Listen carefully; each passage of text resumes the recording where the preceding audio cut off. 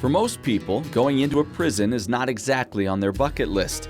But all around the country, every weekend, groups of men and women do just that with an organization called the Saints Prison Ministry. But their visit is a little more involved than you might think. In 1987, the Saints started out with a mission to reach prisoners by combining arguably two of the most influential forces in our world, faith and sports. One softball team based in New Jersey has now grown into 12 teams around the country, playing a variety of sports in more than 120 prisons a year, giving them the opportunity to share the love of Christ with the inmates. Sports is a great equalizer, and it really is something that everybody, whether you admit to being a sports fan or not, everybody's touched by it. In the prison, you have a whole lot of frustrated athletes. They're dying to compete against anybody but themselves.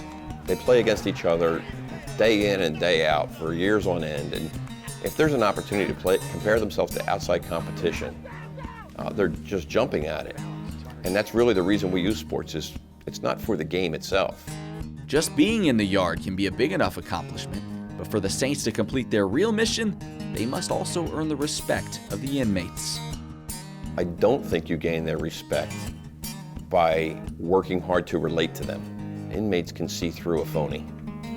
And I think the way we earn their respect is by being transparent and being honest. By going in there, competing hard, treating them like men.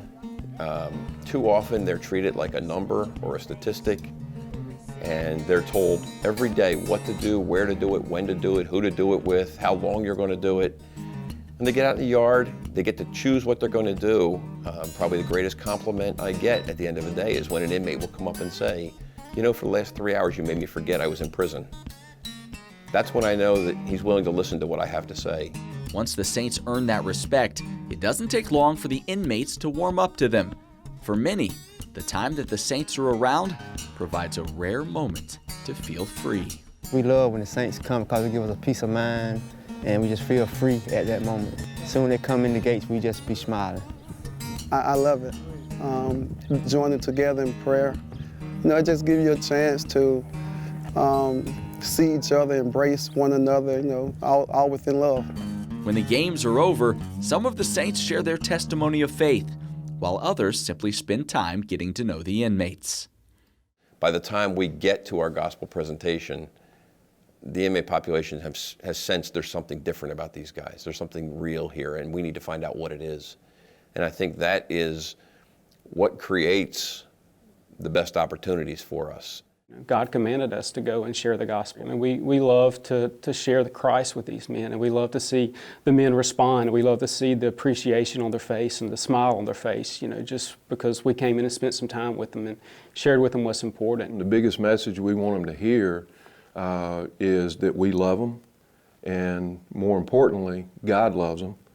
And then I also challenge them, you know, in the area that, you know, truth has been shared with them, and now that truth calls for a decision, and they can't remain neutral on that decision.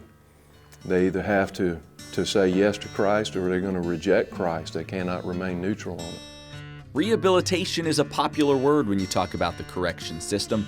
The Saints, however, prefer a different word, regeneration. The Saints are invested in the long-term change that Christ can make in the lives of the prisoners they meet. If you teach an inmate electrical skills, you have a very qualified electrical criminal. If you teach them Jesus Christ, you have someone who's now changed from the inside out. They have a different reason for what they're doing. They have a different motivation for getting up in the morning, and they have a different purpose in their life. And it no longer is about what they need, it's about what Christ needs from them. And it just changes everything. It changes why they want to be fathers. It changes their view as being a father, as being a husband, as being a member of society. All thanks to the Saints and their obedience to a calling that has no walls.